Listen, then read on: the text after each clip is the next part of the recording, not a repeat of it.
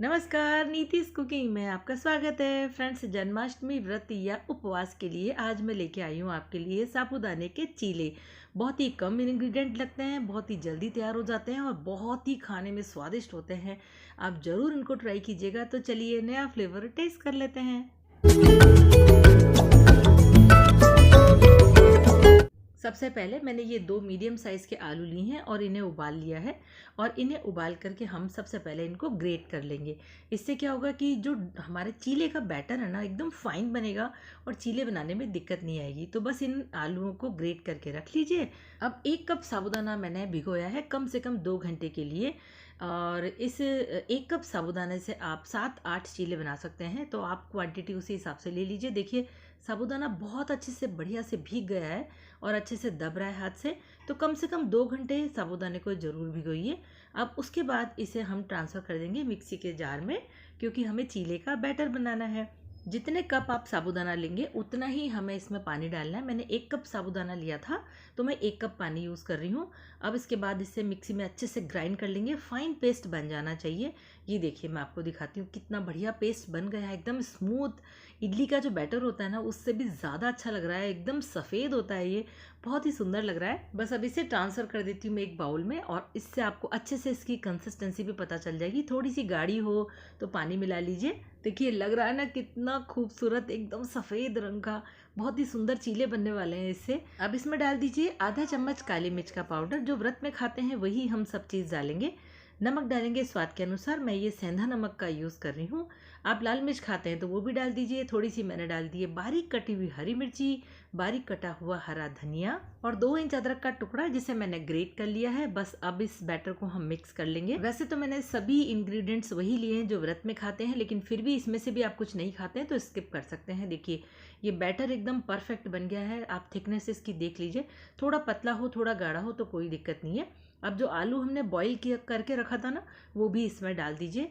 आलू डालने से चीले का टेस्ट और भी बढ़िया हो जाएगा। ये वाले चीले बनाने में बिल्कुल भी टाइम नहीं लगता है, फटाफट से ये तैयार हो जाते हैं। और सबसे अच्छी बात, क्योंकि साबूदाने के हैं तो बहुत टेस्टी लगते हैं।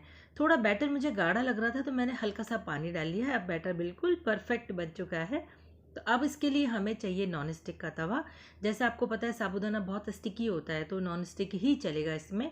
थोड़ा सा डाल देंगे घी, आप तेल भी यूज़ कर सकते हैं। नॉर्मल तवे पर अगर हम ये बनाएंगे साबूदाने के चीले तो चिपकने के चांसेस ज़्यादा रहते हैं। घी को अच्छे से स्प्रेड कर दिया है मैंने सभी तरफ। अब 2 बड़े चम्मच भर के मैंने यहाँ पे बैटर यूज़ किया है। फ्लेम को इस समय हमें बिल्कुल लो रखना है। जितना बैटर मैंने डाला है उससे ना तो बहुत बड़ा चीला बनेगा और ना ही बहुत ही छोटा, मीडियम साइज़ का चीला बनेगा। हल्का सा इसको बस ऐसे स्प्रेड कर दीजिए। बहुत ज़्यादा पतला नहीं फैलाना है, क्योंकि ये जब कुक हो जाएगा तो थोड़ा पतला हो जाता है। थोड़ा थिक ही हमें इसे रखना है। अब देखिए, बिल्कुल नहीं छेड़ना है आपको इस समय इसको।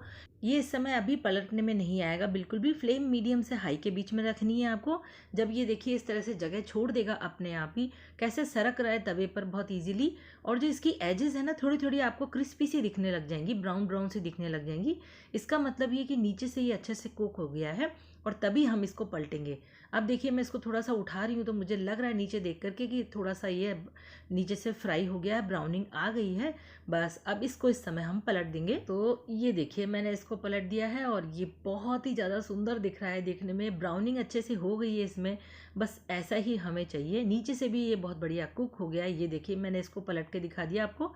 दोनों तरफ से बहुत ही बढ़िया सिक गया है ये। बस इन चीलों की खासियत यही है कि आप एक एक करके बनाते जाइए और गरम गरम खाते जाइए। इसको रखिए मत बिल्कुल भी, सौगी से हो जाते हैं ये। लग रहा है ना, देखिए कितना सुंदर ट्रांसपेरेंट सा साबूदाना, वाकई में ऐसा ही होता है। ये देखिए, मैं आपको दिखाती हूँ इसकी एजेस वगैरह कितनी अच्छी लग रही है, क्रिस्पी क्रिस्पी। बस जैसा मैंने आपको बताया, गरम गरम बनाइए और हाथों हाथ इसको खाते जाइए, तभी बहुत ही ज़्यादा टेस्टी लगेंगे ये। इसको खाने का मज़ा जब भी आएगा जब आप व्रत वाली चटनी बनाएंगे। तो हरे धनिए की चटनी बनाइए और इसको एंजॉय कीजिए। देखिए कितने सॉफ्ट हैं ये। इसीलिए मैं बता रही हूँ आपको कि थोड़े से ये सॉगी हो जाते हैं। तुरंत खाइए इसको बनाते ही। बस इसी तरीके से वापस से थोड़ा डालिए घी इस पर और बस एक एक करके सारे चीले बनाते जाइए, गरम गरम सबको खिलाते जाइए। और अगर आपको बना बना करके थोड़ा रखना भी पड़े ना कि वापस बाद में गरम करके खा लेंगे, तो एक के ऊपर एक मत रखिएगा, आपस में ये चिपक जाएंगे। साबूदाना बहुत चिपचिपा होता है। इस तरह से थोड़ी दूरी बना के रखिए या बीच में एल्यूमिनियम फॉइल लगाते जाइए और इन्हें रखते जाइए, तो इनको निकालना आसान हो जाएगा। चलिए, गरम गरम चीले की बहुत अच्छी खुशबू आ रही है। मैं तो सबसे पहले इसको टेस्ट कर लेती हूँ। बहुत ही स्वादिष्ट दिख रहा है मुझे।